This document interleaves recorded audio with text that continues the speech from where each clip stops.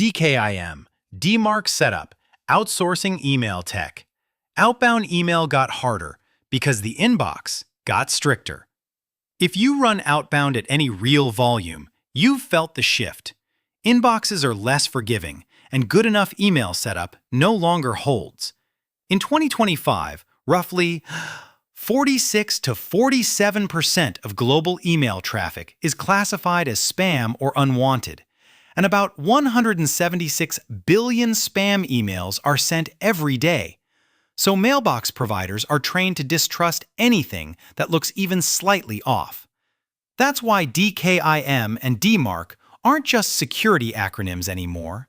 They're deliverability prerequisites for cold email, and they directly determine whether your sequences reach the primary inbox, land in promotions, get routed to spam, or disappear altogether. For most teams, the pain isn't the concept, it's the execution. Sales leaders want reps focused on targeting, messaging, and meetings, not troubleshooting DNS, selectors, and DMARC XML reports. When outbound is a core growth lever, this is exactly where outsourcing email tech starts to look like revenue protection, not IT overhead. Why DKIM and DMARC became table stakes for B2B outreach. In early 2024, major mailbox providers raised the bar for bulk senders. If you send 5,000 plus emails per day to Gmail recipients, you're treated as a bulk sender and expected to authenticate with SPF and DKIM and publish a DMARC record, requirements that ripple into B2B outbound the moment you scale a cold email agency-style program internally. Providers also tighten their tolerance for negative signals. Gmail recommends keeping spam complaint rates below 0.1% and warns that rates above 0.3% can seriously harm placement. When authentication is missing or misaligned, messages look suspicious, land in spam more often, and the resulting complaint pattern can snowball into a reputation problem across the whole domain. Security pressure is part of this story too.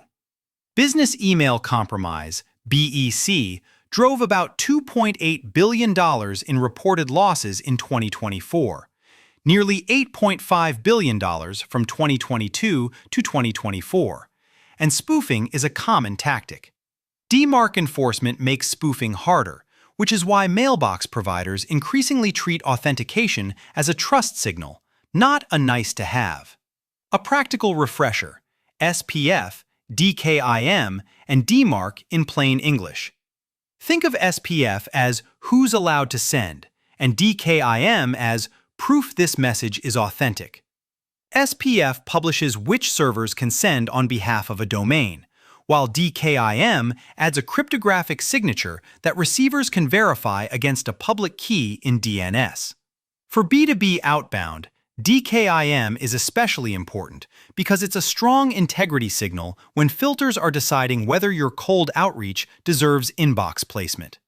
DMARC sits on top of SPF and DKIM and adds two things that matter operationally: policy and reporting. Policy tells receivers what to do when authentication fails: monitor, quarantine, or reject. And reporting gives you visibility into who is sending email using your domain, legitimate tools, and potential spoofers.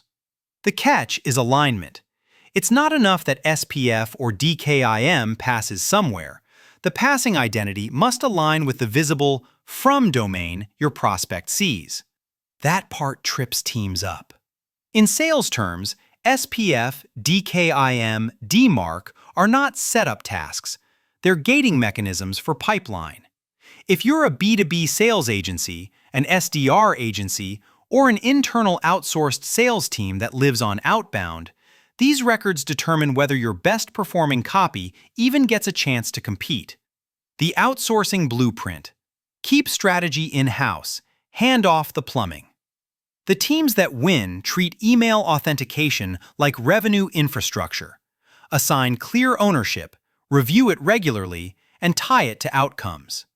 Whether you manage it internally or through sales outsourcing, someone must be accountable for authentication health the same way someone owns the CRM, the dialer, or your outbound sales agency workflow. Outsourcing works best when the split is clean. Your internal team owns targeting, messaging, sequencing logic, and list quality. Your partner owns DNS changes, DKIM key management, DMARC reporting and remediation, and ongoing monitoring across every platform that sends on your behalf. This division keeps decisions anchored to revenue while removing the operational drag that pulls SDRs into sysadmin work. The most important implementation rule is sequencing, not speed. Start with monitoring. Fix what's failing, then tighten enforcement, especially if you're juggling multiple tools like Salesforce, Outreach, HubSpot, support systems, and billing mail.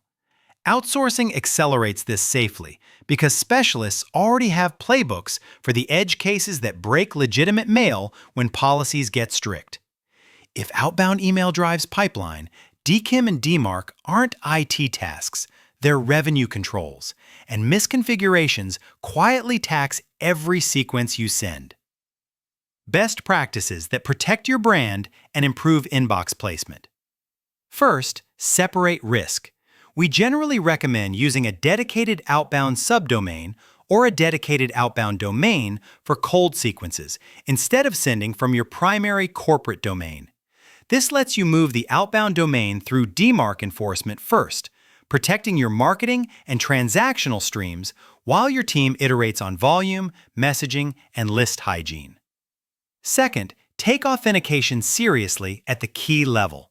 Modern DKIM implementations should use stronger keys, commonly 2048-bit, and follow a rotation and monitoring routine.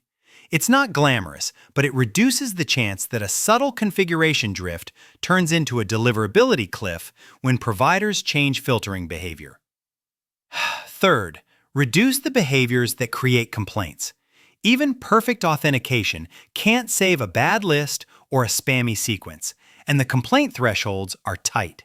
When we run outbound as a cold email agency and sales development agency, we pair authentication with list building services, sensible ramp schedules, and continuous testing, so deliverability supports instead of undermines the commercial strategy.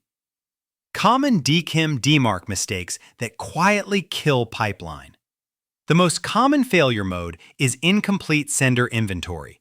Teams add tools over time: marketing automation, invoicing, support, scheduling, survey platforms, and each one can send mail using your domain. If you move DMARC beyond monitoring without aligning every sender, you risk blocking legitimate messages, which is why many organizations stall at "we set up DMARC once" and never finish the job. The second failure mode is misalignment. SPF and DKIM may pass, but not for the domain in your visible from address.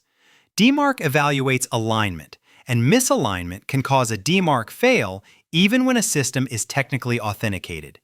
This is a common issue when outbound tools send through third-party infrastructure or when teams mix multiple from domains across different platforms without a deliberate plan.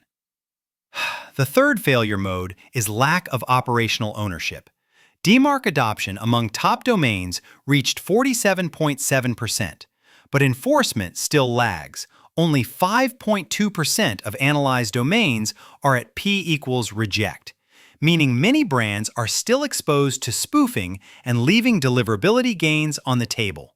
That gap exists because reading reports, fixing sources, and maintaining alignment is ongoing work, not a one-time DNS change. Optimize like a sales team.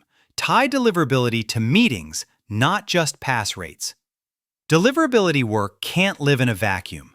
We recommend tracking inbox placement and spam complaints alongside sales KPIs like positive reply rate, meetings per 1,000 emails, and opportunity value per sending domain. When you do this, it becomes obvious whether a technical change actually improved revenue performance or simply made a dashboard look greener. This is also where outsourcing pays off for busy teams. A specialized partner can monitor authentication and reputation daily while your SDRs and sales ops team focus on the levers only they can pull: list quality, personalization, sequencing, and offer clarity. If you're running a broader outbound motion that includes telemarketing or cold call services, this matters even more because your email channel needs to reliably land so multi-touch sequences work as designed. When you evaluate an outsourced partner, whether you call it a B2B sales agency, an outbound sales agency, or sales outsourcing, ask how they handle the unsexy details: DMARC reporting workflows, remediation SLAs, domain strategy, and cross-tool alignment.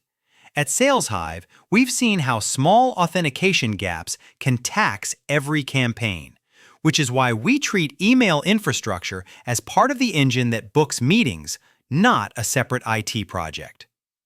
What to do next? A 30 to 90-day plan you can actually execute.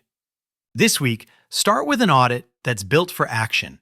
Identify every sending domain and subdomain, then list every platform that sends mail on your behalf: sales engagement, CRM, marketing automation, support, billing, and any one-off tools.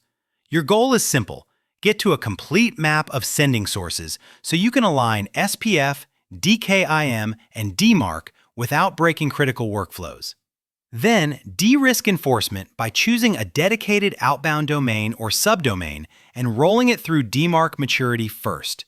With adoption accelerating, one dataset shows about 110,000 new DMARC domains per month in 2024, but validity still lagging.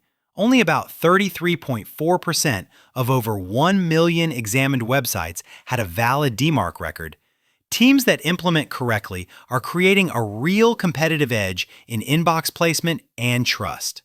Finally, decide whether this is an in-house capability you want to build or a specialist function you want to outsource. If your IT security team has deep email authentication experience and can partner tightly with sales, internal ownership can work. If not, outsourcing to a specialist, including teams like ours at SalesHive, is often the fastest path to compliant setup and stable performance, freeing your SDR agency motion to do what it's supposed to do: generate pipeline, not debug DNS.